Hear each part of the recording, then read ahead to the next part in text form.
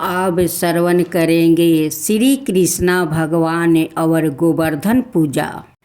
एक दिन भगवान श्री कृष्णा ने देखा कि सब गोप इंद्र यज्ञ की तैयारी कर रहे हैं।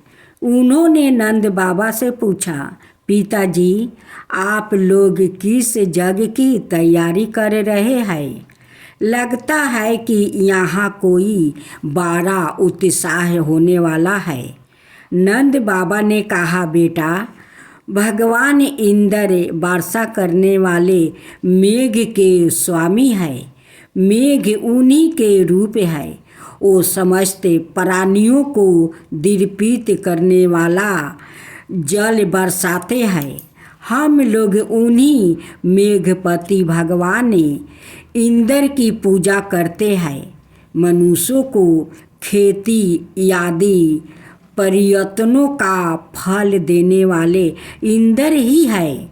भगवान श्री कृष्ण ने कहा, पिताजी प्राणी अपने कर्म के अनुसार पैदा होता है। उसे उसके कर्म के अनुसार ही सुख दुख प्राप्ति होता है। जब सभी प्राणी अपने कर्मों का ही फल भोग रहे हैं, तब हमें इंद्र पूजा की क्या आवश्यकता है? कर्म ही गुरु है और कर्म ही ईश्वर है।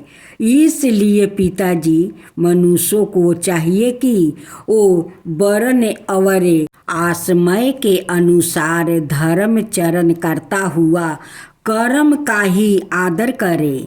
हम लोग सदा से गौ पालन ही करते आए हैं पिताजी। ना तो हमारे पास किसी देश का राज्य है और ना बड़े बड़े नगर ही हमारे अधीन है। हम तो सदा से ही वनवासी है। वन और पहाड़ ही हमारे घर है। हमारे तो सबसे बड़े देवता गिरिराज गोवर्धन है। इसलिए हम लोग को गोवर्धन की पूजा करनी चाहिए।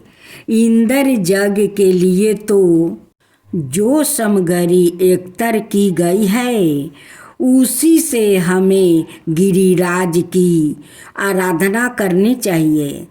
अनेकों प्रकार के पकवान बनाए जाए।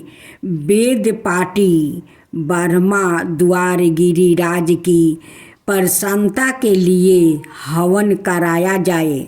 उन्हें अनेकों प्रकार की अन्न गायें और दक्षिणा दी जाए। गायों को चारा दिया जाए और फिर गिरिराज गोवर्धन को भोग लगाया जाए।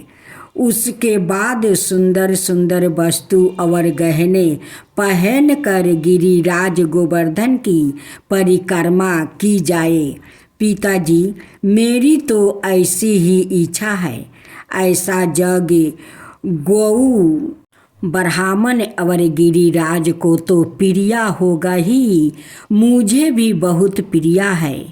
वस्तुओं में भगवान श्री कृष्णा इंद्र का घमंड तोड़ना चाहते थे।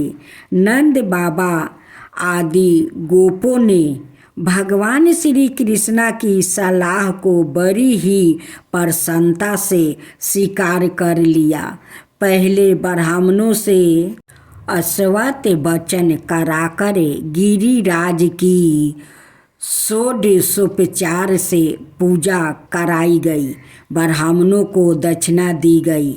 इसके बाद नंद बाबा के साथ सारे गोपियों ने गिरिराज की परिक्रमा की।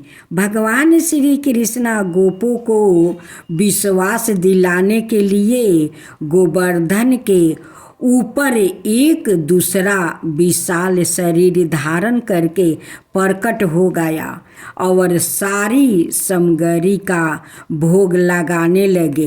भगवान श्री कृष्णा ने अपने इस दूसरे स्वरूप को अनाए ब्रजवासियों के साथ सवाए भी प्रणाम किया।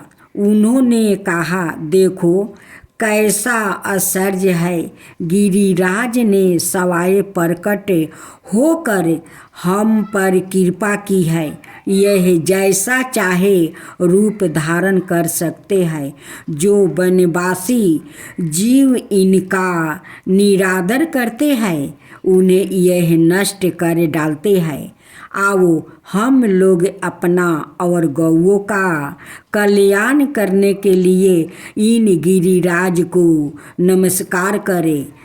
सभी लोग विधि पूर्वक गोवर्धन की पूजा करके और उन्हें नमस्कार किया। नमस्कार करके श्री कृष्णा के साथ ब्रज में आपस लौट आया। एक गाथा यहीं पर समाप्त हुआ।